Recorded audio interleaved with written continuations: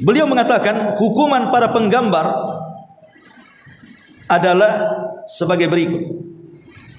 Pertama, mereka adalah di antara manusia yang paling pedih azabnya. Hukuman para penggambar itu, mereka adalah manusia yang diazab dan paling pedih azabnya, paling pedih siksanya. Auzubillah. Yang kedua, Allah akan menjadikan setiap gambarnya yang bernyawa sehingga diazab dengan gambarnya kelak pada hari kiamat. Selain siksanya pedih, rupanya yang menyiksanya adalah gambarnya sendiri, yang menyiksanya adalah patungnya sendiri. Ini kan penghinaan kepada para pelukis, penggambar dan pemahat. Kemudian yang ketiga, dia diperintahkan untuk meniupkan ruh pada gambarnya tersebut, sedangkan dia tidak akan mampu melakukannya. Ketika dia tidak mampu melakukannya, maka dia akan tetap disiksa sampai dia merasa bisa melakukannya.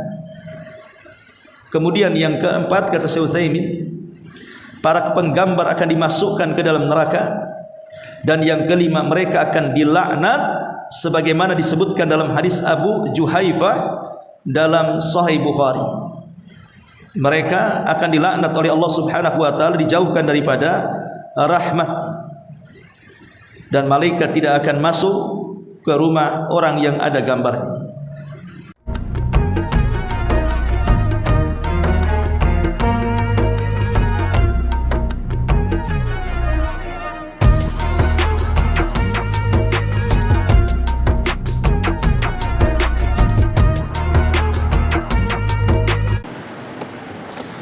Bismillahirrahmanirrahim.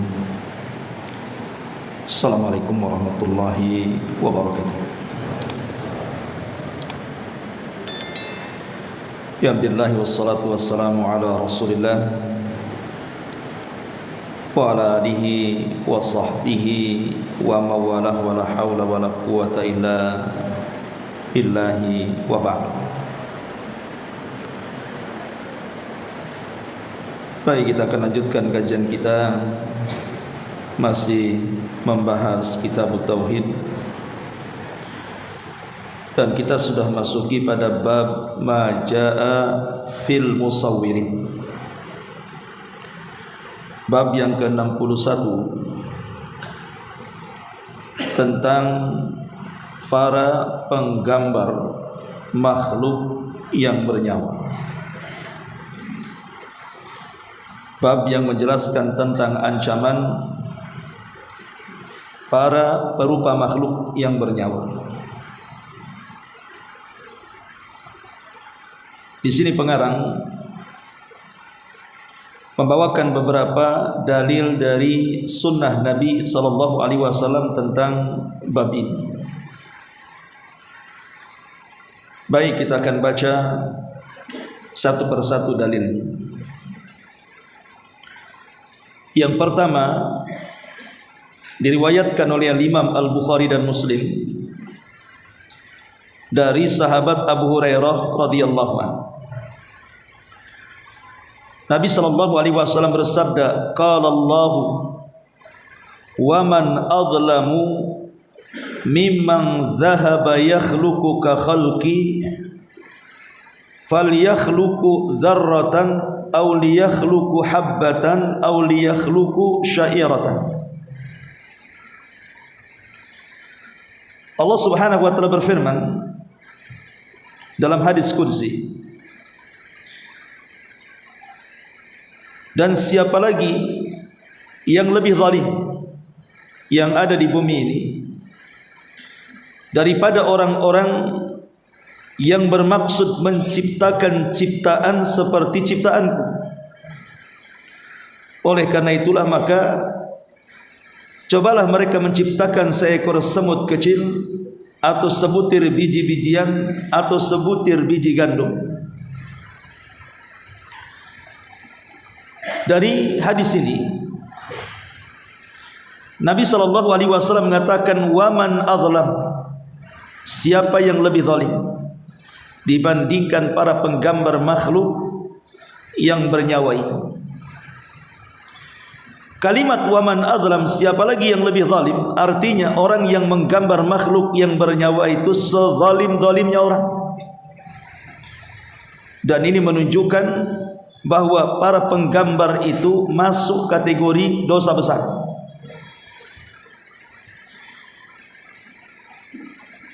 Kenapa di sini Nabi mengatakan waman azlam, siapa lagi yang lebih zalim dibandingkan orang yang menggambar atau menciptakan ciptaan seperti ciptaanku? Karena Allah Subhanahu wa taala tidak mau diserupai dengan makhluk. Makanya kemudian Allah Subhanahu wa taala berfirman dalam hadis qudsi ini, siapa lagi yang lebih zalim daripada orang-orang yang bermaksud menciptakan ciptaan seperti ciptaanku. Kalau memang ingin menciptakan, maka ciptakanlah seekor semut. Artinya gambarlah seekor semut, tinggal kasih titik saja kan enggak nampak. Atau biji-bijian atau sebutir biji gandum. Ini riwayat yang pertama, nanti kita jelaskan. Riwayat yang kedua, riwayat Imam Bukhari dan Muslim dari hadis Aisyah radhiyallahu anha. Nabi mengatakan, asyaddun nasi adzaban yaumal qiyamati alladziina yudhahi'una bi khalqillah. Manusia yang paling pedih siksanya pada hari kiamat adalah orang-orang yang membuat penyerupaan dengan makhluk Allah Subhanahu wa taala. Yang membuat penyerupaan dengan makhluk yang Allah Subhanahu wa taala ciptakan. Kalimat asyaddan nasi adzaban, manusia yang paling pedih siksaannya. Kalimat ini ancaman berat. Maknanya orang-orang ini kalau disiksa oleh Allah Subhanahu wa taala, maka siksanya tidak akan mampu ditanggungnya, saking pedihnya. Dan siksaan yang paling pedih itu umumnya diberikan kepada orang-orang kafir. Sebagaimana Allah Subhanahu wa taala berfirman kepada Fir'aun dan keluarganya yang kufur. Allah Subhanahu wa taala mengatakan, adkhilu ala fir'auna asyaddal adzab. Masukkan Fir'aun ini dan keluarga yang kufurnya ke dalam neraka, siksa dia dengan sekeras-kerasnya siksa. Artinya umumnya kekerasan siksaan itu Allah Subhanahu wa taala peruntukkan untuk orang-orang kafir. Lalu kenapa di sini para penggambar juga, maksudnya yang menggambar makhluk yang bernyawa, mereka pun diberikan siksa yang sama dengan sekeras-kerasnya siksa? Para ulama mengatakan maksudnya hadis ini dibawa kepada kalau seandainya gambar yang dilukisnya itu bisa membawa kepada kesyirikan kepada Allah Azza wa Jalla, seperti yang terjadi kepada kaum Nuh. Mereka menyembah berhala, gambar-gambar dari makhluk-makhluk yang bernyawa, yang notabene adalah orang-orang saleh yang selama ini mereka kagumi, mereka sembah. Karena kalimat menggambar ini kan umum, bisa menggambar di atas kertas, bisa kemudian menyulam gambar di atas kain, atau mungkin dengan pilok-pilok di atas tembok-tembok kota, atau mungkin dengan cara dibentuk model patung. Jadi macam-macam gambar itu diletakkan di mana saja. Kalau itu makhluk yang bernyawa masuk dalam kategori hadis ini. Cuman kalau sampai kemudian gambar-gambar menjadikan kemudian kita menyembahnya seperti kaum Nuh yang terjerat dengan sesembahan patung-patung yang mereka, nenek moyang mereka gambar, maka ini bisa kufur, keluar dari Islam. Makanya azab mereka sangat pedih sekali. Kemudian juga riwayat yang ketiga, sebagaimana riwayat Imam Bukhari dan Muslim dari Ibnu Abbas, bahwa ia mendengar Nabi SAW bersabda, kullu musawwirin finnar, setiap musawwir, pelukis itu berada di neraka. Yuj'alu lahu bi kulli suratin sawwaraha nafsun yu'adzibu biha fi jahannam. dan setiap gambar yang dibuatnya diberi nafas untuk menyiksa dirinya dalam neraka jahanam. Bayangkan, Nabi mengancam setiap pelukis itu di neraka. Kalimat setiap pelukis artinya melukis apa saja dari makhluk yang bernyawa, baik binatang atau manusia, baik di atas kertas, sulaman, di tembok, ataupun dalam bentuk berhala, patung, dan yang semacamnya. Diancam dengan neraka. Dan dosa yang ada ancamannya di akhirat dengan neraka menunjukkan dosa itu dosa besar, bukan dosa kecil. Kemudian nanti orang ini akan diazab dengan gambarnya sendiri. Jadi kalau seandainya kita menggambar dengan tangan kita, dengan koas kita, makhluk yang bernyawa, entah gajah, entah harimau, entah buaya, entah apa saja, nanti gambar-gambar ini Allah akan hidupkan. Dan setelah hidup, maka gambar ini yang akan menyiksa para penggambarnya. Bayangkan, kalau seandainya kita pernah menggambar ratusan bahkan ribuan hewan, kemudian semuanya Allah hidupkan, kemudian menyiksa para penggambarnya, apa enggak tersiksa itu? Diseruduk sama banteng yang digambarnya, diseruduk sama gajah yang digambarnya, diacak-acak sama harimau yang digambarnya. Naudzubillah. Ini hadis yang ketiga. Hadis yang keempat, hadis yang dikeluarkan Imam Bukhari dan Muslim, masih dari hadis Ibnu Abbas radhiyallahu anhuma. Rasul mengatakan, man sawwara suratan fid dunya kallafa an yanfukha fiha ruh wa laysa binafi.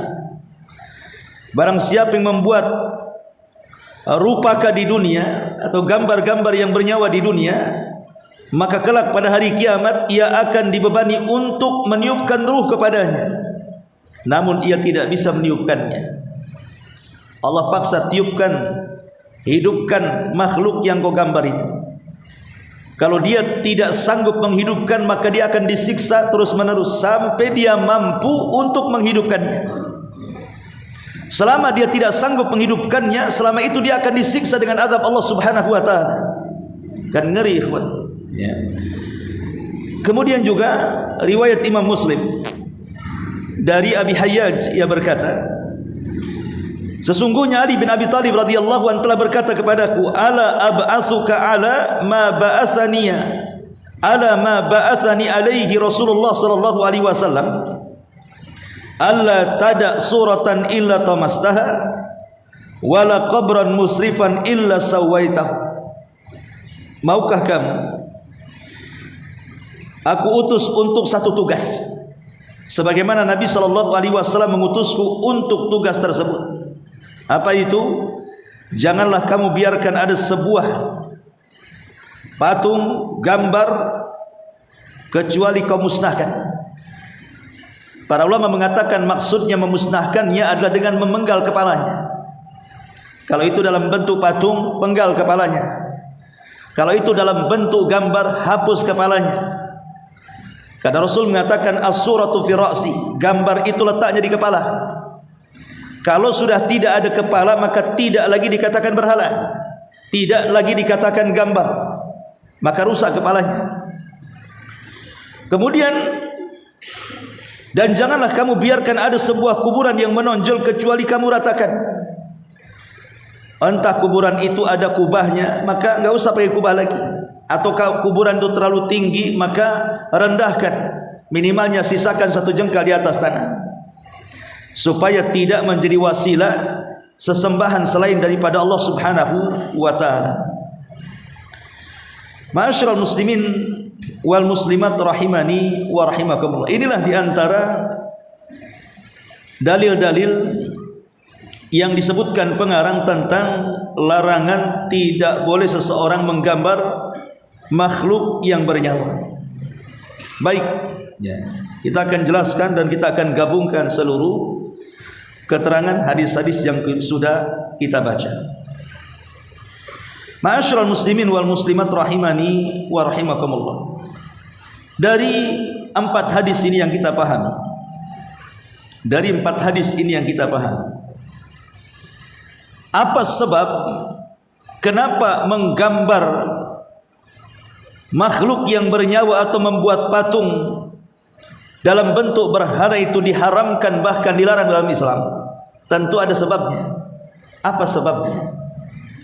Pertama, karena mudhadah ataupun mudhahah. Mudhahah itu artinya menandingi atau menyerupai, menandingi Allah atau menyerupai dalam penciptaan. Makanya di sini Nabi SAW mengatakan, wa man adzlamu mimman dzahaba yakhluqu ka khalqi. Siapa yang lebih zalim dari orang yang menciptakan seperti ciptaanku.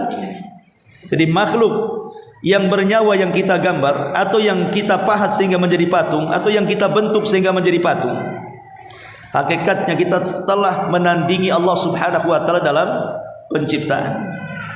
Dan Allah tidak suka ada tandingan.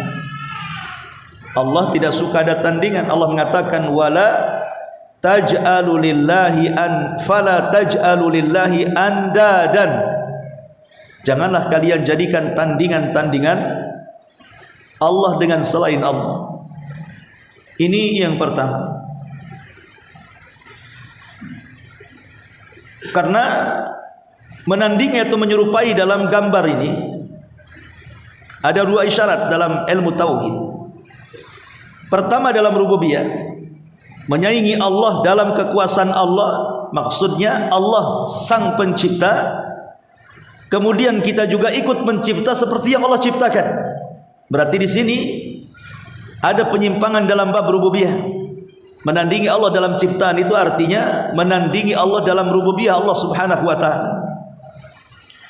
Yang kedua, dalam bab uluhiyah, isyarat jika menyamakan Allah dengan dirinya dalam hal membentuk tidak boleh, apalagi sampai kemudian gambar atau patung itu sampai diibadahi. Karena ada beberapa lukisan yang dianggap para wali, kemudian diletakkan di warung-warung, diletakkan di toko-toko, di kantor-kantor, dengan sebuah keyakinan bahwa akan terjadi karamah dari foto itu. Entah bisa melariskan dagangan, entah bisa menjadikan banyak keberkahan kalau itu ditempel di rumah, dan begitu seterusnya. Artinya ini sudah wasilah kepada kesyirikan, menganggap bahwa foto orang soleh itu bisa mendatangkan manfaat dan mencegah madarat, sementara manfaat dan madarat itu yang menentukan Allah Subhanahu wa taala. Makanya di sini nanti penyimpangannya dalam uluhiyahnya. Kemudian sebab yang kedua, orang yang menggambar ini disuruh untuk meniupkan ruh kepada patung yang dibuatnya atau gambar yang dilukisnya. Allah Subhanahu wa taala akan menyuruh dan memaksa dia, hidupkan patung yang kau pahat itu, hidupkan patung yang kau buat dengan tanganmu itu, hidupkan juga nih gambar-gambar yang bernyawa yang kau tulis dengan tanganmu itu, atau yang kau sulam dengan tanganmu itu. Ini yang kedua. Sebab yang ketiga, bahwa patung atau gambar makhluk tersebut pada hari kiamat akan diberikan ruh oleh Allah untuk mengazab para pemahatnya, untuk menyiksa para penggambarnya. Bayangkan di sini, patung dan gambar itu yang kita tulis akan dihidupkan oleh Allah Subhanahu wa taala, diberikan ruh, dan dia akan mengazab para pemahat dan para penggambarnya itu. Kemudian yang keempat, ingat, malaikat tidak akan masuk ke rumah yang ada patungnya. Malaikat tidak akan masuk ke rumah yang ada gambar makhluk yang bernyawanya, karena malaikat tidak suka. Tetapi yang dimaksud malaikat yang tidak masuk di sini artinya malaikat pembawa rahmat. Tidak semua malaikat. Kalau malaikat maut ya masuk. Kalau semua malaikat tak masuk, biar gak mati-mati, pasanglah gambar di mana-mana. Maksudnya di sini malaikat rahmat, malaikat yang membawa kebaikan. Mafhumnya adalah ketika malaikat pembawa rahmat tidak masuk ke rumah yang ada gambar, berarti selamanya rumah itu tidak ada kebaikannya. Rumah itu menjadi rumah angker yang banyak setannya. Maka antum kalau masih ada gambar-gambar, sebaiknya lepaskan. Jangan diletakkan sembarang di dinding-dinding, atau malah dijadikan pajangan, atau dijadikan lukisan rumah dan yang semacamnya. Kalau mau memang indah rumah kita dengan penuh lukisan, maka tempellah gambar-gambar gunung, gambar-gambar sawah, gambar-gambar pohon, dan begitu seterusnya. Kemudian yang kelima, karena itu merupakan wasilah yang mengantarkan kepada kesyirikan. Terjadinya kesyirikan di zaman Nabi Nuh itu gara-gara gambar. Mereka menggambar orang-orang saleh. Kemudian setelah menggambar, membuat berhalanya. Kemudian setelah dibuat berhalanya, maka mulailah mereka menyembahnya. Maka sebab kesyirikan itu awalnya gara-gara persoalan gambar. Kesyirikan pertama yang terjadi di alam semesta ini. Baik, ma'asyiral muslimin wal muslimat rahimani wa rahimakumullah. Masalahnya ikhwan, dengan kondisi canggih hari ini, sehingga bermunculan alat-alat elektronik yang kita kenal dengan handphone. Kalau dulu kan ada kamera, sekarang kamera ini sudah masuk dalam handphone, sehingga orang mudah untuk memotret, kemudian menyimpan gambarnya dalam handphone, atau siaran langsung seperti yang sekarang kita lakukan ini. Apakah kemudian gambar-gambar atau siaran langsung yang dibuat oleh alat-alat canggih seperti handphone dan yang semacamnya itu masuk dalam larangan-larangan hadis 4 yang kita baca dalam bab ini? Ma'asyiral muslimin wal muslimat rahimakumullah. Baik, kita akan membahas beberapa fatwa yang disebutkan oleh para ulama. Dijelaskan oleh para ulama mutaakhirin, khususnya ya ulama kontemporer, karena kan handphone baru ada di zaman akhir, di zaman Rasul tidak ada, sehingga tidak ada keluar fatwanya. Ya, fatwanya difatwakan setelah alat ini muncul oleh ulama kontemporer atau ulama mutaakhir.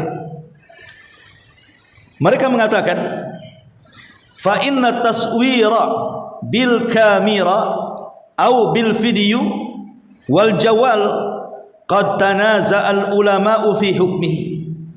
Adapun gambar lewat kamera, video ataupun handphone, maka ulama telah berselisih pendapat tentang hukumnya. Faqala ba'dhum, sebagian mereka mengatakan huwa taswirun muharram. Baik gambar yang ada di kamera, video ataupun handphone, semuanya gambar-gambar selama itu makhluk yang bernyawa haram. Lidukhulihi tahta umumi al-fadin nabawi, diambil dari dalil-dalil umum dalam hadis-hadis Nabi SAW yang kita bahas tadi. Jadi pendapat yang pertama haram. Mau gambar lewat tangan, mau gambar lewat tulisan, mau gambar lewat anyaman, lewat sulaman, dan begitu seterusnya, atau gambar dari kamera, video, handphone dan yang semacamnya, selama makhluk yang bernyawa haram. Ini pendapat pertama. Tidak boleh ya. Dalilnya umumnya dalil, pokoknya gambar. Wa minhum man qala, tapi sebagian ulama mengatakan bahwa bi anna hadza laisa taswirun bil ma'na al warid fil ahadits. Sebagian ulama mengatakan bukan gambar, bukan gambar yang dimaknai dalam hadis-hadis yang kita baca ini. Fa innahu laisa fihi mudahah. Kenapa? Karena kamera, handphone dan yang semacamnya itu tidak ada mudahah, tidak ada menandingi. Itu hanya memindahkan gambar. Kalau seandainya ada foto nih, ada foto, saya kasih foto antum, ini foto antum, maka orang-orang mengatakan, oh iya itu fotonya si Anu, ini fotonya si Anu. Kenapa? Karena dalam foto itu persis betul, tidak ada cacat 100%. Memang foto ini langsung dikenali, ini fotonya si Anu, saya tahu orangnya. Tapi kalau gambar mesti ada cacatnya. Kalau kita melukis itu tidak akan 100% mirip dengan orangnya. Mirip dengan orangnya, entah mungkin kurang tai lalatnya, entah kurang jumlah rambutnya, atau mungkin alisnya kurang tebal. Kalau gambar masih ada kekurangannya, sehingga tidak mirip. Ya mungkin mirip tetapi bukan itu. Lain kalau foto memang ngeplak, itu memang dia orangnya, sehingga tidak ada mudhahah, kata ulama, tidak ada penyerupaan.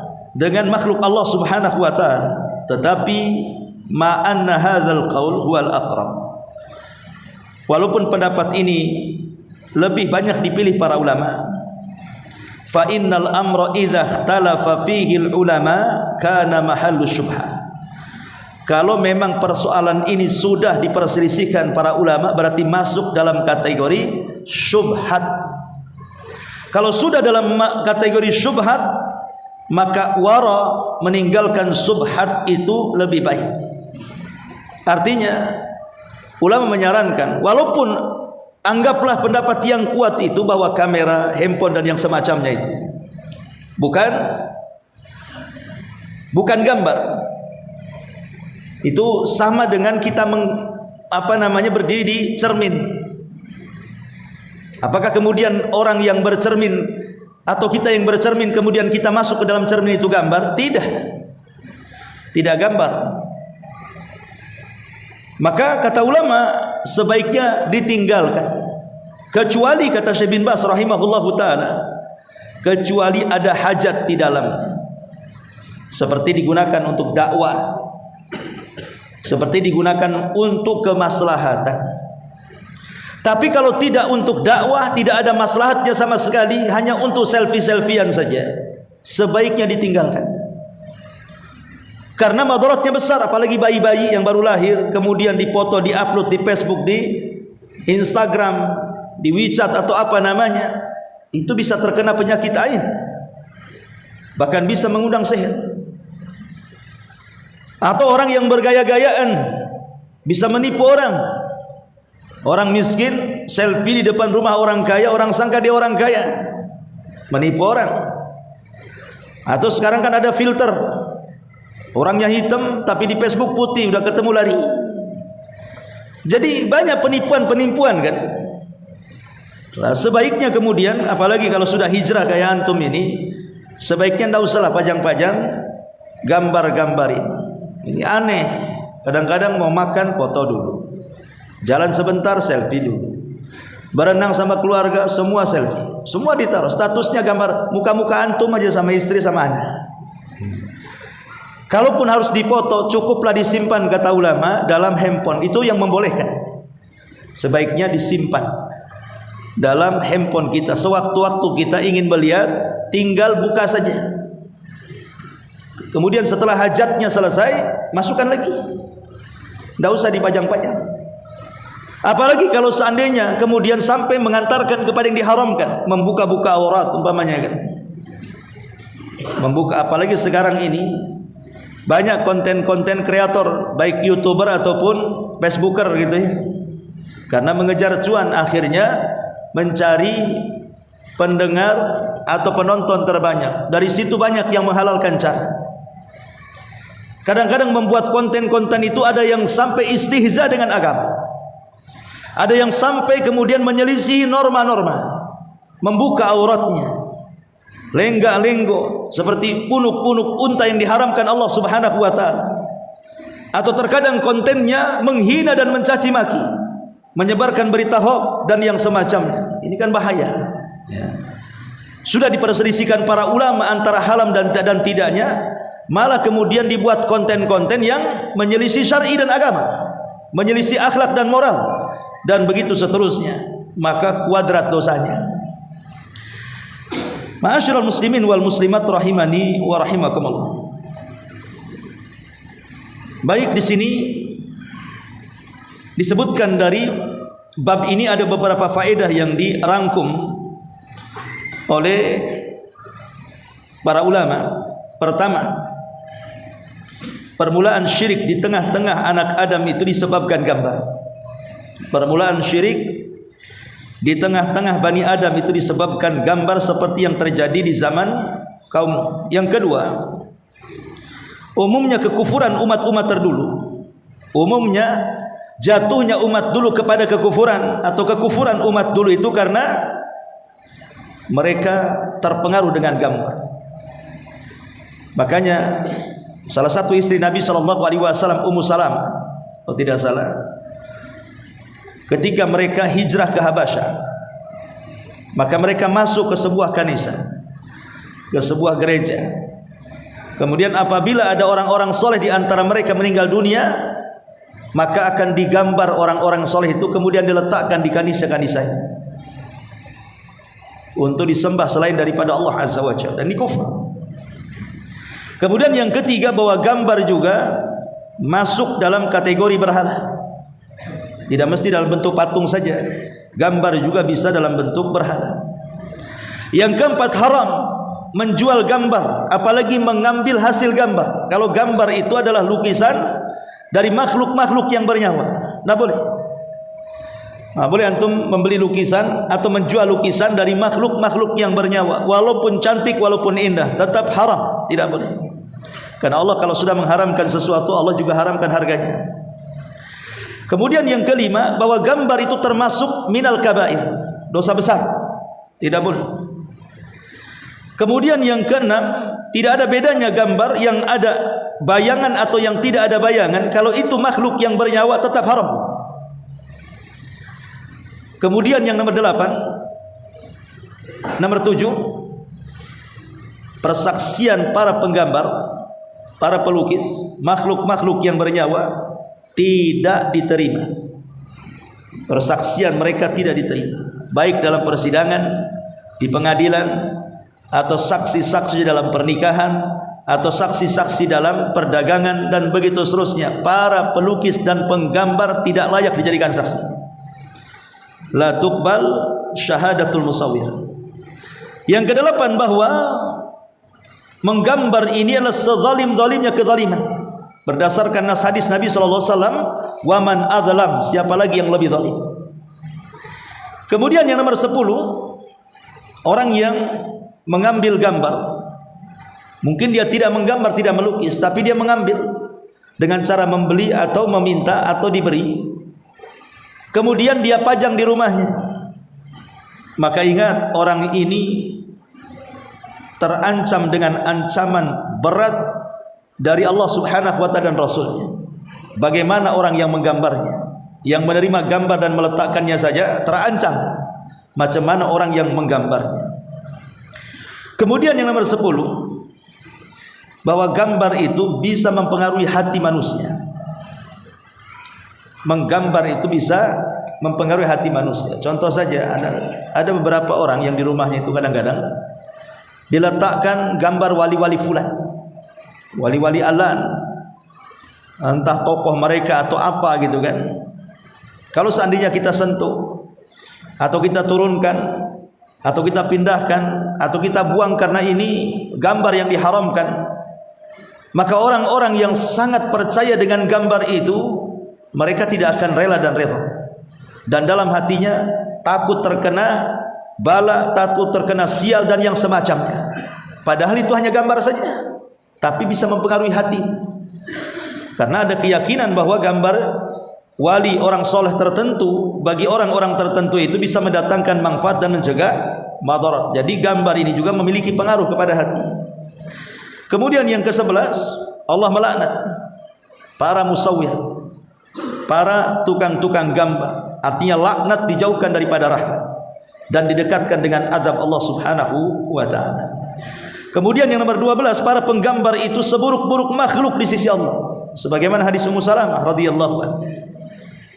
Kemudian yang nomor 12, yang nomor 13, muttakhidus surah syarikun lisani'iha fil wizri wal la'nah. Orang yang mengambil gambar, walaupun dia bukan penggambar, entah dia membeli ataupun diberi, maka secara dosa dan laknat sama saja. Apakah dia yang menggambar atau yang menerima gambar, secara dosa dan laknat sama saja. Kemudian yang ke-14, yajibu tamsul wajhi al-musawwar, wajib dihilangkan wajah atau kepala dari gambar atau berhala tersebut. Kalau kita masih suka dengan gambar itu, masih ingin menggunakan gambar itu, maka hilangkan wajahnya. Syukur-syukur hilangkan kepalanya. Kalau gambar ya tinggal wajahnya dicoret-coret supaya tidak bentuk wajah lagi. Kalau patung ya penggal kepalanya supaya tidak nampak ada kepalanya lagi. Maka itu diperbolehkan. Karena Rasul mengatakan as-suratu fi ra'si, gambar itu letaknya di kepala. Boleh kita ini. Tetapi ulama mengatakan bolehnya patung-patung untuk dijadikan mainan kalau sifatnya dihinakan, seperti boneka-boneka yang hari ini ma'ruf. Ada panda-pandaan, ada kuda-kudaan, ada kambing-kambingan, ada ayam-ayaman, kan itu ya, yang dibentuk lewat kapas, lewat kain, dan dihinakan oleh anak-anak, kadang diduduki, kadang ditendang, kadang dilempar. Maka ulama membolehkan, karena dia tidak mengundang gulu berlebihan, apalagi sampai kemudian ada keyakinan dalam hatinya bahwa patung-patung itu memiliki manfaat dan bisa mencegah madarat. Yang ada justru dihinakan patung itu kan, kadang-kadang diompoli, diinjak, dilempar, dan begitu seterusnya. Maka kalau yang seperti ini sifatnya dihinakan, maka tidak mengapa. Tapi kalau patung itu sifatnya diletakkan di sebuah tempat, tidak digunakan mainan, ya hanya untuk pajangan saja, maka tidak boleh. Walaupun itu mainan anak-anak. Kalau hanya untuk dipajang tapi tidak dimainkan, maka tak boleh. Sebaiknya nggak usah dipajang. Ya sebagaimana fungsinya mainan, maka gunakan untuk mainan anak-anak. Kasihkan anak-anak sampai rusak, sampai lecek, sampai apa kan, untuk menunjukkan bahwa berhala atau patung itu tidak ada harganya, tidak ada nilainya, bahkan dihinakan dan direndahkan anak-anak. Makanya tidak mengapa, kata ulama, kalau dijadikan untuk mainan anak-anak. Ma'asyiral muslimin wal muslimat rahimakumullah. Baik ya. Kemudian ini diantara faedah dari bab yang kita jelaskan di dalam bab yang kita kaji. Ma'asyiral muslimat yang muslimin wal muslimat rahimakumullah. Kemudian gambar itu sendiri seperti yang dikatakan oleh Syekh Shalih Muhammad Ibn Utsaimin rahimahullahu taala. Beliau mengatakan hukuman para penggambar adalah sebagai berikut.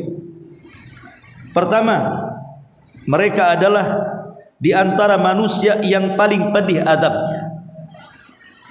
Hukuman para penggambar itu, mereka adalah manusia yang diazab dan paling pedih azabnya, paling pedih siksanya. Nauzubillah. Yang kedua, Allah akan menjadikan setiap gambarnya yang bernyawa sehingga diazab dengan gambarnya kelak pada hari kiamat. Selain siksanya pedih, rupanya yang menyiksanya adalah gambarnya sendiri, yang menyiksanya adalah patungnya sendiri. Ini kan penghinaan kepada para pelukis, penggambar dan pemahat ya. Kemudian yang ketiga, dia diperintahkan untuk meniupkan ruh pada gambarnya tersebut, sedangkan dia tidak akan mampu melakukannya. Ketika dia tidak mampu melakukannya, maka dia akan tetap disiksa sampai dia merasa bisa melakukannya. Kemudian yang keempat, kata Syekh Utsaimin, para penggambar akan dimasukkan ke dalam neraka. Dan yang kelima, mereka akan dilaknat sebagaimana disebutkan dalam hadis Abu Juhaifah dalam Sahih Bukhari. Mereka akan dilaknat oleh Allah Subhanahu wa taala, dijauhkan daripada rahmat, dan malaikat tidak akan masuk ke rumah orang yang ada gambarnya. Lalu bagaimana pula kemudian gambar-gambar yang terdapat pada uang? Kan di uang yang ada di negeri kita kan macam-macam tuh gambarnya. Uang 1000 saja ada gambar orangnya sedang pegang pedang ya. Kemudian yang 50, yang 100, hampir semua lembaran-lembaran uang yang kita simpan di dompet kita itu kan ada gambar orangnya tuh. Macam mana dengan gambar yang seperti ini? Gambar yang digunakan untuk uang, ataupun mungkin gambar-gambar yang ada pada kartu identitas kita, SIM ataupun KTP ya, dan yang semacamnya.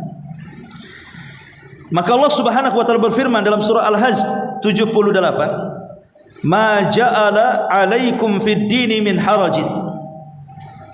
Dan dia sekali-kali tidak menjadikan untukmu dalam agama ini sesuatu yang sempit sehingga agama ini tidak fleksibel.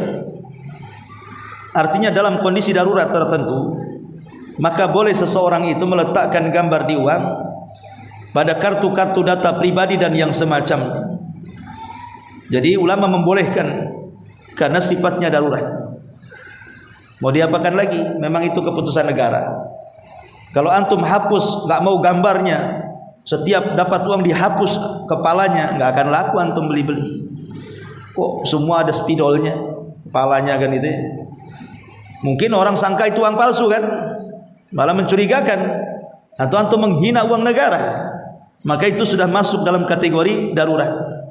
Maka para ulama kontemporer membolehkan gambar-gambar yang terletak pada uang atau surat-surat tertentu yang penting. Ma'asyiral muslimat yang dimuliakan Allah Subhanahu wa taala, menggunakan gambar untuk bersenang-senang ataupun menggunakan gambar untuk menikmati, maka ini diharamkan oleh Allah Subhanahu wa taala. Ingat, menggunakan gambar untuk bersenang-senang seperti yang sering kita lakukan, selfie di pantai, di restoran, hanya untuk bersenang-senang saja dan pamer-pameran kepada orang. Kirim status lagi apa, share. Kirim status lagi apa, share.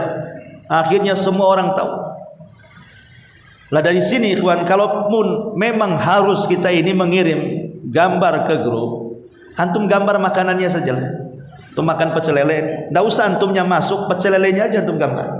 Antum kirim, saya lagi makan pecel. Ya. Atau lagi makan rawon, ya sudah rawonnya aja antum foto, antum kirim di grup. Enggak usah kemudian sama pelayan tokonya tolong gambar saya. Foto saya dengan pecelnya, dengan rawonnya, dengan rendangnya dan begitu seterusnya. Itu akan jadi kebiasaan. Akhirnya kemudian memudah-mudahkan perkara-perkara yang diperselisihkan para ulama. Ya, kecuali kalau tidak ada perselisihan, ini masalahnya ada perselisihan, ada pendapat yang keras bahwa foto itu adalah gambar, itu masalahnya. Kalau memang tidak ada yang berpendapat seperti ini, ya silahkan saja. Karena ada perselisihan, ada yang mengharamkan, ada yang membolehkan. Inilah sebaiknya kita keluar dari perselisihan. Kalau tidak dalam kondisi darurat, sebaiknya jangan melakukan. Atau kalau memang melakukannya, simpanlah, tidak usah diekspos. Cukup kita dan keluarga saja yang tahu kalau itu foto-foto keluarga umpamanya. Tidak usah dipajang. Kalau zaman dulu kan biasanya dipajang di dinding, nggak usah, ambil taruh di album, letakkan di lemari. Nanti satu waktu kita butuh, ya ambil saja, nengok, lipat lagi, masukkan lagi ke lemari, apa susahnya? Baik, ma'asyiral muslimin yang dimuliakan Allah Subhanahu wa taala, ini diantara keterangan tentang masalah gambar. Adapun gambar selain daripada yang memiliki ruh, seperti tumbuh-tumbuhan, gunung, laut, sungai, batu, apapun yang ada di alam semesta ini, maka silahkan saja. Mau gambar langit, mau gambar bintang, mau gambar bulan, mau gambar matahari, mau gambar gunung, lautan, sungai, hutan, sawah, ladang, dan yang semacamnya, selama tidak ada makhluk yang bernyawa, maka dibolehkan. Dibolehkan, silahkan. Atau antum beli lukisan yang sudah ada, gambar gunung, beli, tempel di rumah untuk memperindah ruangan, tidak ada masalah. Jangan kemudian foto-foto atau gambar-gambar yang bernyawa, karena bagaimanapun banyak madaratnya. Bahkan Syekh Muhammad bin Abdul Wahab sendiri ketika memberikan catatan kepada bab ini, beliau menyimpulkan 7 perkara dari bab yang ditulisnya. Pertama, ancaman berat bagi para pelaku yang menggambar makhluk yang bernyawa. Kedua, hal itu disebabkan karena tidak berlaku sopan santun kepada Allah. Jadi orang yang menggambar itu su'ul adab, buruk dia adabnya kepada Allah Subhanahu wa taala. Kemudian yang ketiga, kata beliau, firman Allah, maka cobalah mereka menciptakan seekor semut kecil atau sebutir biji atau sebutir biji gandum, menunjukkan kekuasaan Allah dan kelemahan manusia. Mereka aja tidak bisa menciptakan walaupun satu butir gandum. Mereka hanya bisa menggambar gandum, tapi menciptakan gandum apa mereka bisa? Tidak bisa. Mereka bisa menggambar semut, kemudian ciptakan semut itu walaupun hanya 1 ekor, bisa? Nggak bisa. Jadi manusia hanya bisa gambar tapi tidak bisa menciptakan. Itu menunjukkan apa? Lemahnya manusia dan kuatnya Allah Subhanahu wa taala. Kalau di dunia saja kita tidak bisa menciptakan, makhluk yang paling rendah semacam semut ataupun biji-bijian, macam mana kelak pada hari kiamat? Tentu tidak akan bisa. Sekali tidak bisa, tetap tidak akan tidak bisa. Kemudian yang keempat, kata beliau, ditegaskan dalam hadis ini bahwa para penggambar adalah manusia yang paling pedih siksanya. Kemudian yang kelima, Allah akan membuat roh untuk setiap gambar yang dibuat guna menyiksa para penggambarnya. Di mana? Di dalam neraka jahanam.